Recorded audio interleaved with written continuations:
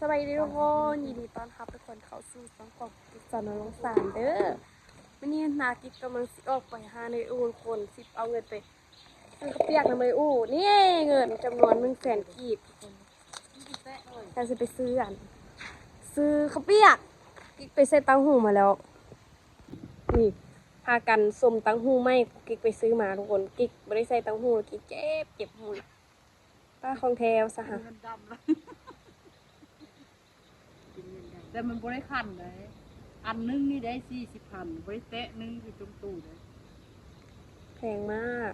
ที่แรกว่าเสี่ยวคู่10,000นะสะดอกตัวนั้นลูกให้ลองลูกบ่ให้เลย โอ้ย ตกซ้ำซะเมป่าคือเว้ย เอาเขาใส่แนวนี้วะ ใส่ในเด็ก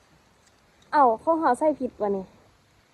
ไม่ว่าแนวนี้ก็ได้ ก็แนวเดียวก็ได้มันก็สิมุ่นไปตามอันนี้ ปลางามเว้ยเขาคายต่อคู่ชาวบ้าน เอาล่าง มาป้าทุกคนกิ๊กเบิ้ลเลยเงินไปโรงเรียนคิดว่าสิทอนซื้อทรงมือทรงกรารสันเฮ็ดหมู่ใส่งามเขาใส่เป็นเงินงาม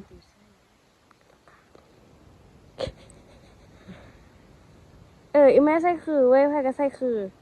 แต่ตัวนั้นงามน่ะบ่เฮ้อน่ะให้ลองซื้อๆน่ะแม่ทุกคนบ่ได้เอามาเบิ่งแม่ไปเบิ่งทุกคนเลยเอาไปปางเอาเสื้อเนี่ยเดี๋ยวมันจึงสิขึ้นถึงคือจุเจ้า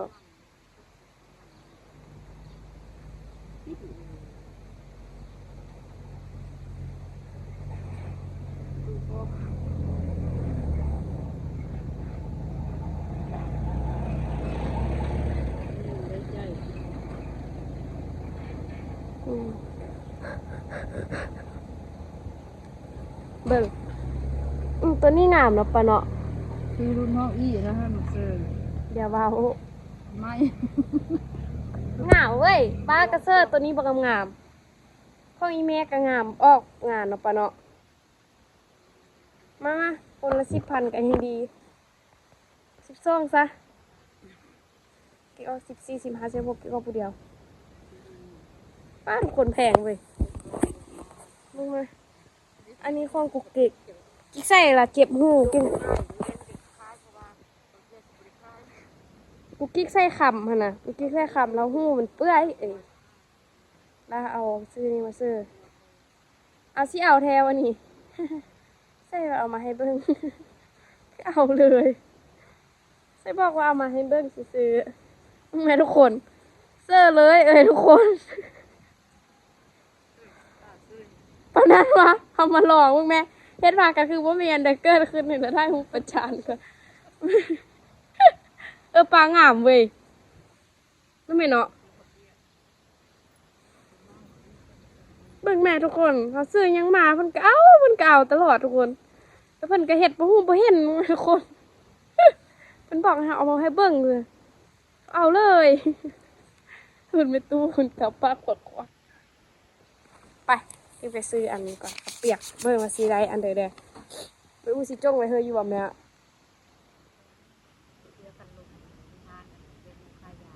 คักเนาะ ป้ากันนะคือเมนูนี้ อีหยัง ยาว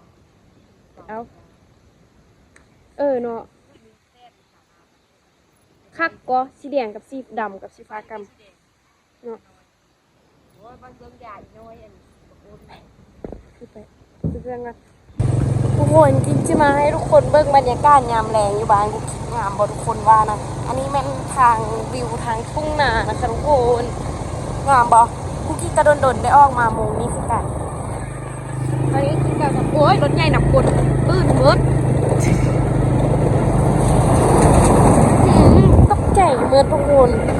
คิดเหลี่ยวว่าเมื่อกี้นะรถคันนี้นะขับไปได้ไวมากทุกคนรถคันนี้นะตอนเจอคิดยุ่งเหียนกับจุดซิต่ำกันเลยทำไมทุกคนงามบอกวิวธรรมชาติอะสวยไหมคะสวยบอ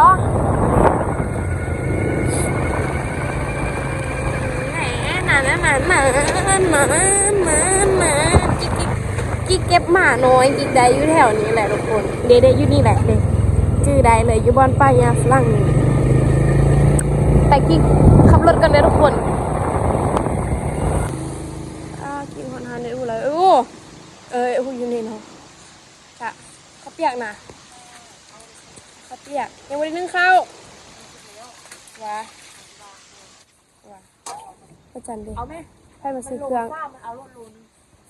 เอาเบิดเลยฮะ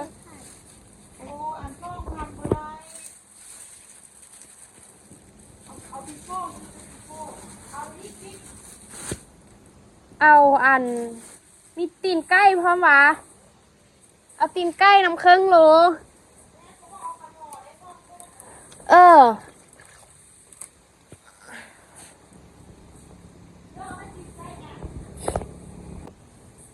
ไปเรามาเอาตีนไก่กันอันนี้ตีนไก่โอ้ตีนไก่ลาย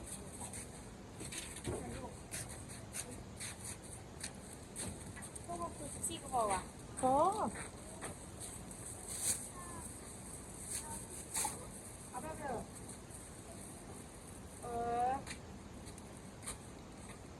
พวกมีไม้คีบไปจับรถเอาทุกอย่างสุดมาคุยกันแล้วแต่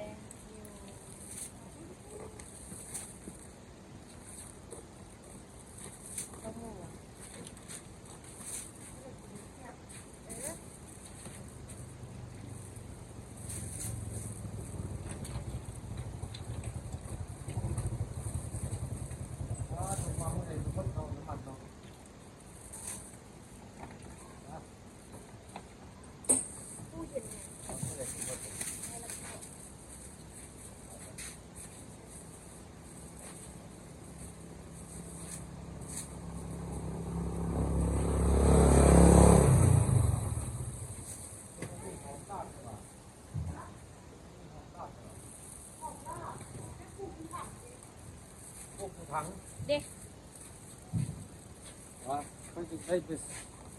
อันใช้เห็ดลาบเห็ดก้อยนี่นะ เด็กเอาแม่แล้วก็ที่ทุกน้ำมันทุกนึงอยู่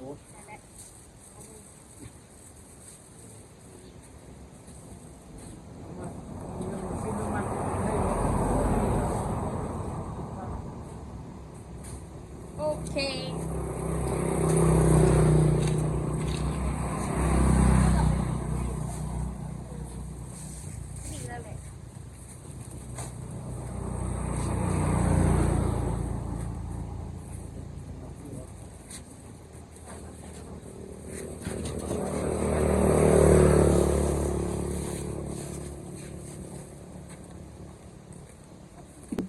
หน่วยเท่าไรแหละ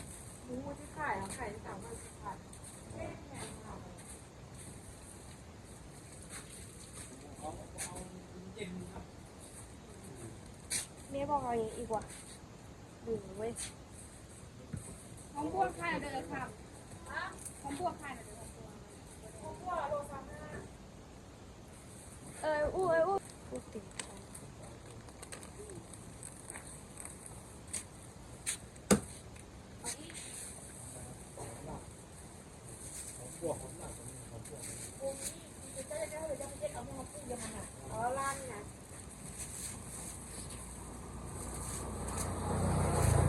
มีของหมดของยางใส่หมด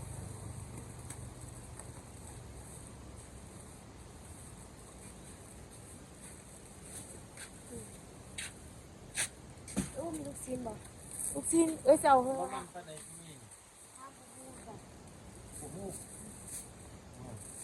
ช่างเอามาที่เยี่ยงเหรอพอนะเอาที่บ้านของโอ้ยอยู่บ้านเอาสางมาที่ใช้คุณหมอเอาโอ้ยไล่เอาขนมเด้อ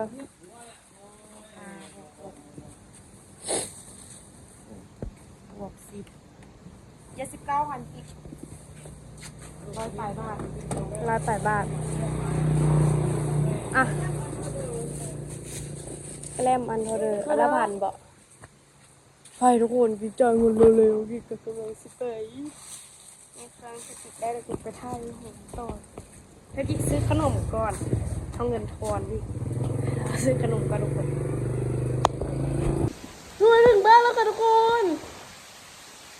ก่งว่าหันนี่เครื่องเขาได้หมักได้หลายก็ได้มากได้หมักได้หลายมีแต่แป้งกลมถงเอาเบิ่งว่าได้อย่างแน่ในงบ79,000 79หรือว่าอีกอย่างนึงลืมละนี่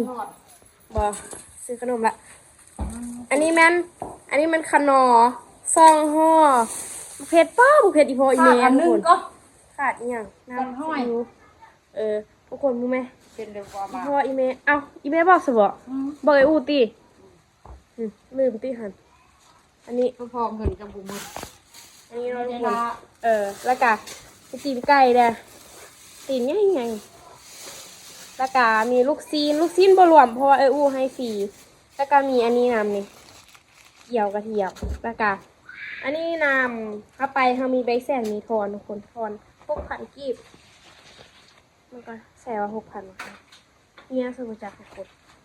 จับมันก่อนเด้เงินทอน6,000ซื้ออันนั้น15,000ดีปลากิ้งมักกว่าข้าวเปียกเส้นอันนี้นะมักแพงแม่ซื้อเขานึ่งเขาเดี๋ยวมันไหมให้ขี้คานให้เถอะลูกมันเจ็บมดกัดติฮะอันไหนก็ได้หลายตัวนี้ให้อันเดียวลูกละเอ้ยอู้ว่าโล3 ขีดแต่ว่าอู้ให้อันโล1ว่ะบ่ฮู้คือกันเลยแพงกัน3 ขีดพอดีเฮ้ยแต่ว่าเขาเปียกคือได้หลายใช่ไหมสิ่งเราเพบ่จักบ่แม่น3 โลว่ะเอาสิมากินเขาเปียกอู้ว่าดมเบิ่งดูลูกซีนเพิ่นเหม็นล่ะบ่เพิ่นว่าเอาลงแล้วบูดเบิดโอ้เจ็บคอแห้งใช่ป่ะน้ำปั้นจอก1กระแลมจ่วย1ช่วยมาแซ่บคอเลยทุกคน เป็นเด้อลูกเอ้ยโอ้แบ่งเด้เนี่ยตันหอมละว่าเนี่ยทุกคนก็คือถ้าไปจ่ายเงินมาใบแสนมีถอน6,000 กีบแล้วทุกคนเนาะก็คือถือว่าได้คุ้มอยู่เพราะว่าเอาลูกซีนให้เขาฟรีทุกคนคืออันนั้นน่ะ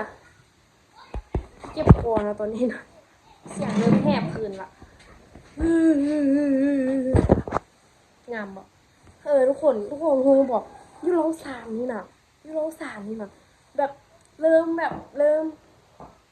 6-7 โมงสิเริ่มค่ำเลยทุกคนแปลกขนาดเลยแบบพอยามแรงมาแล้วค่ำเลยไหมพอตอนยามเช้ามาแล้วแจ้งเลยนอมเลยทุกคนจะเลิกติดตามกูกิ๊กเลยกูกิ๊กกำลังย่างแพ้ก็ทุกคนยูโร3นี่นะแบบต่อวันนั้นตอนนี้นี่กำลังเริ่มค่ำทุกคนประมาณ5 โมงเช้าหรือว่า6 โมงเริ่มแจ้งทุกคนแปลกเป็นจังซี่ทุกมือเลยทุกคนบ่แปลกดอกเป็นตั้งแต่ตอนกิ๊กเริ่มเกิดก็กิ๊กเกิดอีกทุกคนเป็นเดี๋ยวนี้เนาะกินข้าวกับอิ่มอาบน้ำกับเปียกคนนึกเป็นบ่อย่าเลิกติดตามกิ๊กทุกคนกิ๊กกวนซื่อๆไม่คือครูกิ๊กได้เมนูที่ได้กินกับต้มข้าวเปียกทุกคนกิ๊กไปซื้ออยู่ฮาร์ดอู้มาเบิดเงินอยู่ที่70 ปลายพันทุกคน71ประมาณ79,000ทุกคนแต่ว่ากิ๊กซื้อกระแลม15,000ถอน6,000เนาะทุกคนเนาะก็คือว่าถือว่าคุ้มเนาะทุกคนเพราะว่าเขาได้กินไก่ได้เปียกได้อะไรทำมาเยอะแยะเนาะทุกคนได้ลูกซีนฟรีพร้อมไปซื้อน้ำอู้นี้สไลด์ฟรีลูกซีนทุกคนแล้วก็ได้พวกเพชรแต่ว่าจ่ายเงินเพชรต้องพูดว่าเท่าไหร่อู้ไลฟ์ผู้เดียวไม่ได้ถามราคาที่เป็นไข่นะแม่ที่ไปเก็บหอมมาละหอมมันเก็บอยู่บ้านอยู่หน้าพักอยู่หลังบ้านอันนี้กำลังค้างมออยู่เนาะทุกคนมือแรงในกิ๊กได้กินต้มข้าวเปียกทุกคนได้กินต้มอีหยังบอกกิ๊กไปเม้นบอกกิ๊กนะทุกคนนะพ่อที่ป้ากิ๊กได้กิ๊กบอกเลยสาระนึงทุกคนตั้งหูนี่กิ๊กไปซื้อให้มันของปลอมเด้ออันอีแม่ก็ได้ใส่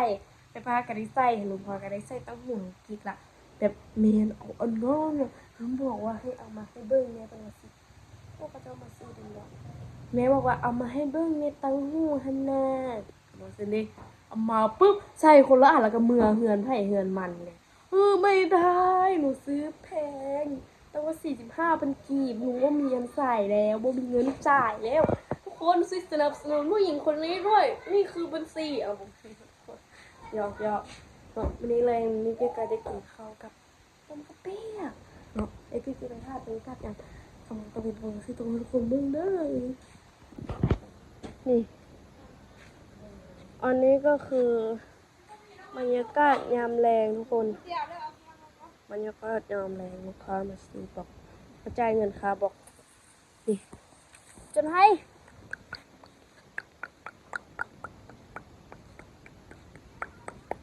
นี่คือหมาตัวกิเก็บมาได้ตัวบือบุดบาทมันใหญ่แล้ว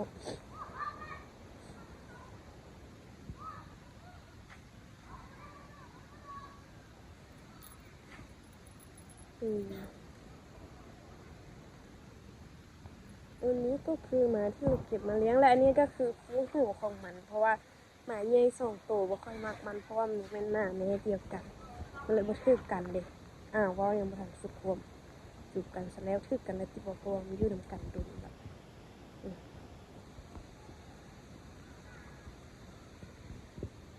มันถือกันนี่ล่ะจะจุดน้อยมันก็กัดกันหน่อยจุดปากกันนี่ก็คือบรรยากาศอยู่เหือนอันนี้มันเหือนในป่าว่าสีสันจัดจานมากเลยนี่ทุกคนเห็นบ่เด้ตะเวนพอเริ่มตกดินบ่ตอนกิ๊กไปเหือนในหันยังบ่ทันมืดแต่กิ๊กมาเหือนปุ๊บนี้ตะเวนตกดินแล้วมืดเลยอันนี้ก็คือดอกจำปาทุกคนงามบ่ต้นจำปาอยู่เหือนกิ๊กเองมีดอกจุ่มพร้อมดอกบานพร้อมทุกคนเพราะว่ามันใกล้จะถึงยามบุญสมน้ำพระแล้วทุกคนเนาะอันนี้ก็คือเจ็ดอัพอันนี้นะคนสุดหล่อประจำหมู่บ้านนั่นเท้านี่สิแตกต่างหมู่เพราะว่าตอนที่เท้ามันเกิดมานะสิมีหลังเป็นอันนี้อยู่ดีๆดูเลยหลังมันสิเป็นคมเลยตอนนั้นท่านให้คมใหญ่กว่านี้ตอนมันยังเป็นบ้าวน้อยกว่านี้เห็นไหมนี่ทุกคนนี่เป็นคมเลยนี่แต่เจ้าว่าหมาตัวนี้มันมีจุดแปลกกว่าหมู่เลยอยู่ในบ้านนี่เพราะว่าหมาตัวอื่นมันสิเป็นขนอย่างนี้อันนี้มันขนกับหลังให้ทุกคนแมลงที่กินต้มข้าวเปียกทุกคนเลยกินข้าวกับยำโอ้บรรยากาศยามเหือนกูที่ตอนนี้งามเลยสีม่วงทุกคนสีม่วงสวยมากให้ทุกคนแล้วคลิปไปตอนนั้นทุกคนเด้อเจอกันกับปุ๊กกิ๊กในคลิปหน้าเนาะมื้อนี้ได้กินข้าวเปียกสูตรทุกคนเพราะว่าแบคโทรศัพท์มืดและความร้อนขึ้นพื้นที่เต็มอันนี้นะ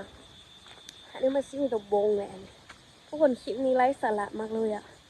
แต่กระบมีไอ้ใดที่มันมีสาระดอกเนาะเราคลิปนี้ที่ไปก็ได้ทุกคนขอบใจทุกคนมาเบิกติ๊กกุ๊กกิ๊กจนฮอดถึงตอนนี้เราคลิปไปก่อนทุกคนบายด้วย